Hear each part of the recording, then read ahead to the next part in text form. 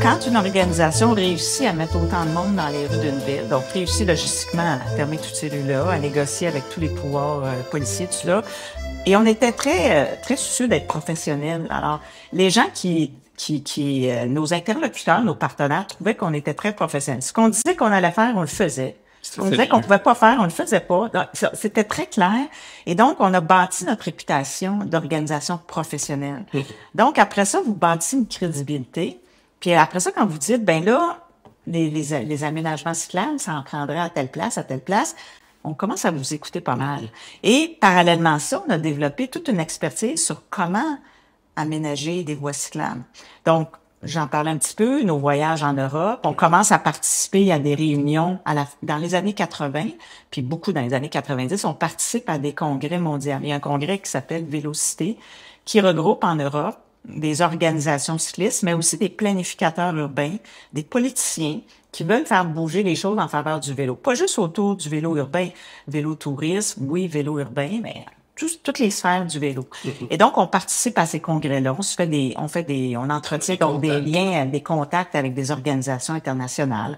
On voit comment ça se passe ailleurs. On revient avec des idées.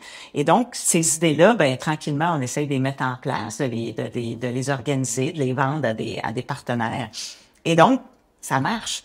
À chaque fois qu'on propose une idée, on a l'impression que ça fonctionne puis que c'est un succès. Alors, c'est très stimulant. C'est mobilisant. C'est mobilisant pour toute l'équipe de travail. Ouais. Puis, ça fait que les partenaires qui nous voient aller disent, c'est vrai, ça marche. Donc, ça, c'est une crédibilité qui se bâtit petit à petit.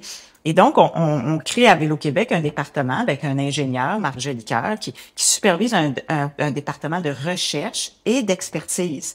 Et là, parce que là, il y a des villes qui nous disent, ouais, là, vous avez publié votre guide de l'aménagement des voies cyclables, quelque chose d'assez technique. On organise des colloques, mais là, nous autres, on aurait peut-être besoin d'un petit peu plus d'aide. Pourriez pas faire un contrat? Oui. Mais des services conseils dans les années 90, les firmes d'ingénieurs bâtissent des pistes cyclables. Ça les intéresse pas. Commencer d'argent là-dedans. Ça les intéresse carrément pas, mais nous, on développe l'expertise là-dedans. Okay. On développe l'expertise, puis on en fait profiter, dans le fond, les municipalités, parce que nous, notre objectif, c'est pas de faire de l'argent avec ça, c'est de faire qu'il y a des voies cyclables qui se construisent. Ouais. On est une organisation sans but lucratif, on a une mission. Alors, c'est ça qu'on veut. Donc, on propose nos services à des organisations comme la Ville de Montréal, qui n'avait pas un gros département. Vous savez, dans les fin des années 80, là, la Ville de Montréal, la personne qui s'occupe des pistes cyclables, là, il est tout seul, là, puis il est dans le service des grands parcs. Parce qu'on trouve ça bien pratique que les pistes cyclables soient dans les parcs. OK, mais pas dans les rues. Pas dans les rues, parce que c'est embêtant dans les rues. Ça ralentit le trafic. Alors donc, ça, nous autres, on développe cette expertise-là, une expertise technique qui est très prisée, puis que les autres firmes d'ingénieurs n'ont pas du tout pas d'intérêt parce que les sommes sont pas grosses associées à ça. Aujourd'hui, c'est plus le cas, là. Ça a changé. Alors, ça a complètement changé. Les firmes d'ingénieurs, maintenant, se spécialisent aussi là-dedans. Okay. Mais à l'époque, non. Alors, donc, on développe cette partie-là. Et donc, évidemment, quand les gens voient le Tour de l'île, beaucoup de nos partenaires y ont participé, ils ont vu que c'était bien organisé, ils ont vu qu'on avait des bonnes relations à la fois avec les politiciens, à la fois avec nos partenaires municipaux, gouvernementaux, tout ça.